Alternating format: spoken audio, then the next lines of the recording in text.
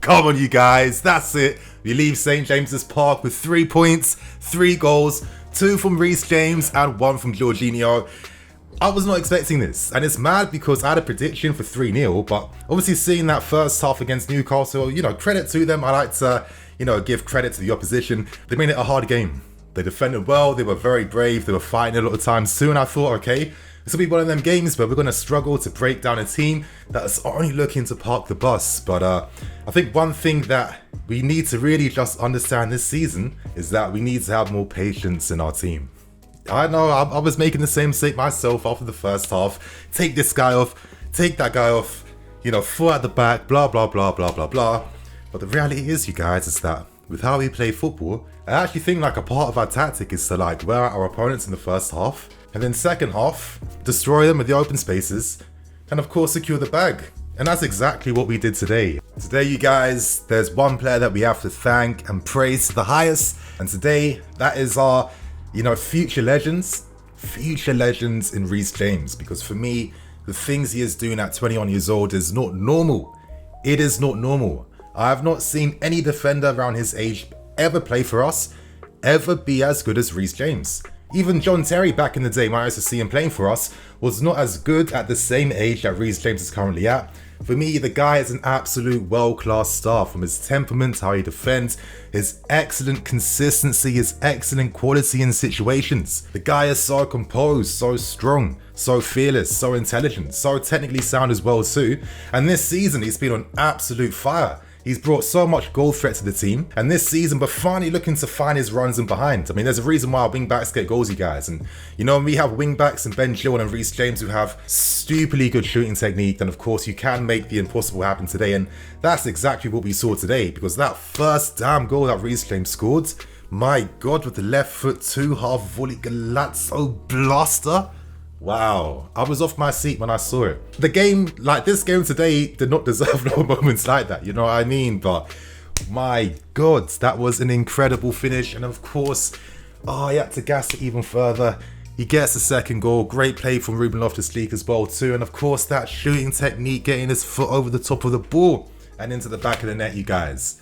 I guess for me, this would have been an absolute, classic, just masterclass, which I felt James definitely deserved to get after today. And now listen, I'm not mad at Jorginho. I understand the penalty hierarchy, but I'm sorry. When potentially, if Reece James had taken that pen, potentially getting a hat-trick, I think I read a stat somewhere on Twitter, he would have been the first defender to ever get score a hat-trick in the Premier League since it's been formed, which is outstanding. And we deny that today for what? Why deny the history? As fans, I mean, I'm going to speak for myself, but as a fan, I like these types of moments because that's what you remember them for. I'll tell my kids in the future there was a game when Reece James scored a hat-trick. When they start asking, about these guys, how good Reece James was, etc., etc. They're just nice little bits for the fans, you know what I mean? But I understand, gotta keep things professional. But for me, this game would have been even better if Reece James got a hat-trick, which he deserved to get in this game today. But yeah, the guy, outstanding, world-class, one of my favourite players, and needs to start getting a lot more respect, because I'll see some weird criticism sometimes, he's not attacking enough, he's playing the safe option, the safe pass, and it's just I just can't really relate with that opinion, to be fair. But regardless, you guys, today against Newcastle, we're going to discuss some of the moments that happened in the game, the players that stood out, some players that underperformed, and of course what to take forward from this game for future games to come. So I hope you guys definitely did enjoy. If you're happy with the result, if you're happy with Reece James' performance, the players, Hudson-Odoi, etc., etc., then please smash the like button, you guys. I want to get over 2,000 likes for today's video. Without wasting no more time, we get into things, and let's talk about that lineup. So many injuries in this team right now. Kovacic picking up a hamstring too, literally the worst time ever. Guys having a very good season, and right now this team's looking a little bit thread thin at the moment. But today, I give credit to Tuchel because I thought he made the right subs, game management as well too, and I think that of course it was the right lineup, and it's conditioning the team quite good too. So of course we saw Kai Havertz playing as a false 9 in the game, alongside him Hudson-Odoi on the left, Ziyech. Midfield, we saw Jorginho and Kante today. Of course, you have to manage someone like a Ruben. Of course, if you're Tuchel, you have to always consider, okay, I need to manage these guys properly. And of course, we saw Reece James clear all the normal defence and Mendy and goal as well too. And you know, in that first half, there weren't really many moments to really inspire us or even to remember, to be honest. Slightly frustrating at times. You know, certain times I feel like we get stuck in these like passing traps where we're not really creating anything against the opposition. We're not really moving their blocks, not moving their defensive lines, not getting runners in behind them as well. We play in front of these teams for a long time, and it feels like we look for like moments of inspiration from individuals to make something happen. And you know, you do need that in a football game. We saw that from Reece James with the first goal today, but you can't rely upon that. You know what I mean? And it just feels like sometimes, like, I feel like we can definitely improve with how we move the ball, the tempo, the speed in which we play to break teams like this down, man. Because for me, these are our Achilles heels. I'm not nervous about the games against big teams. I'm never nervous. Why? Because we have more space to play in, and when you give us more space, you're going to get punished. But, you know, let's hope we can improve on that. But, I don't know. Maybe it comes down to decision making from players as well too. I think Hakim Ziyech to me really stood out. I saw pros and I saw cons. I think that's the fairest way that I can describe Ziyech's game today. Naturally, a bit frustrating.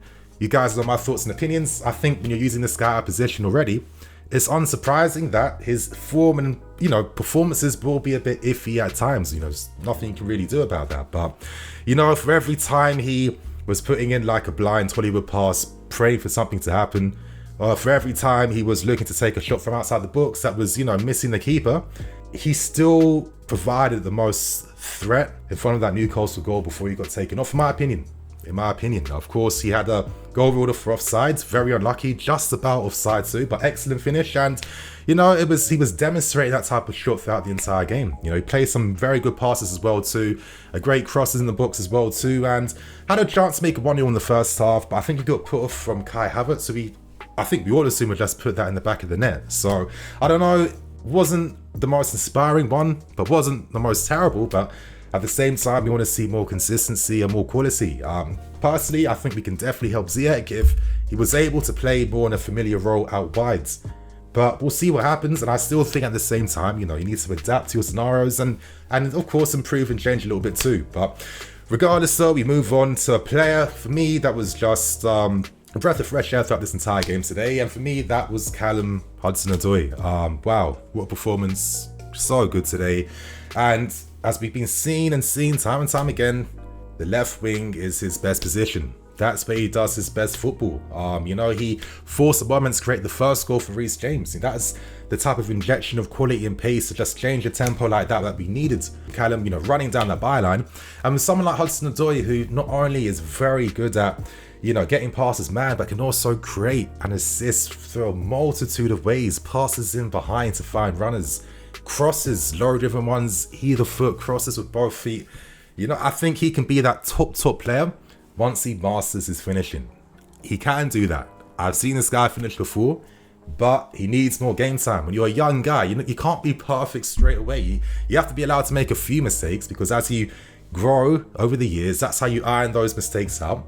But you've then improved your best parts of your game, which takes your overall game to another level. So yes, Hudson-Odoi is doing the right things. He's doing everything you want to see. Tuchel will keep on using him, and no surprise that he has another impactful part in the team today. And you know, when I see him playing on that left-hand side, I can't help but compare him to Timo Werner, where, you know, a lot of the praise Werner's been getting has been for his assists to other people inside the box, instead for me being the guy getting inside the box to finish these moves off. I think we can get that same output from Hudson-Odoi. The fact that he has more potential to grow and improve, I think we need to have some serious discussions about the future of that left-hand side. You know, Pulisic, Werner, Hudson-Odoi, you can't have three. Someone has to go eventually. But regardless, you guys, let's move on. Let's not talk about no negative stuff, because of course that second half did come, and I don't know, I feel like our threat was definitely growing and growing. Now, I think we all see this. Normally in the second halves, we have a bit more space to play in, because it feels like teams definitely get a lot more tired. And I think with our ridiculous stamina energy levels, we literally keep that tempo going from the first minute to the last minute. We don't stop. It doesn't stop at all, which is the most impressive thing about this Chelsea machine under Thomas Tuchel. But I don't know. Same time, I still think we can definitely improve. And I think with how we break teams down in the final third, I think I just have to see something a bit better at times. It's not terrible, but I think that we could definitely improve that even more. I think Kai Havertz had a very interesting game today. Of course, playing as like a false nine, but even though he can play that role properly, does he really have the guys in the team to take advantage of how he plays? Because there was a few times in this game today when I'm seeing Kai Havertz drifting to the right hand side, which he's allowed to do, you know, creating space, trying to shift the blocks, etc, etc. For me, there has to be a guy taking up his vacant position. And there's no one there. You know, it could be one from midfield. It could be a Hudson-Odoi making a run inside the box. It should be someone, really, just to really get that fluidity on like 100% completion rate.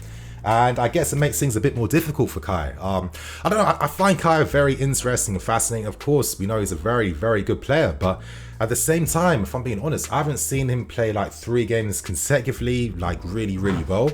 And I've always thought that the output we get from him, is it really something just so unique that we couldn't get from other players in the team? You know, let's see what happens with Kai.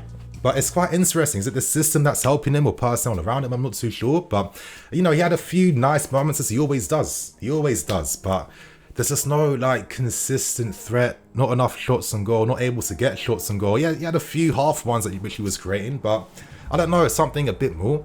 And considering that reports are suggesting that Tuchel may want to go back in the market to get another striker, maybe he doesn't feel too confident with Kai being the false sign in the team. I'm not too sure, but we'll find out as the season does go on, you guys. But regardless though, the subs were made at the right time. That was what changed the game for us. Ruben coming on and Ross Barkley. And now, there was just one moment in the game and it was already 3-0 up when on the counter-attack, Ross Barkley completely just slow the entire counter-attack down. You know, Reece James is, you know, he's wants the back pass to take a shot from outside the box. So Barkley, now he's stuck in Barkley mode.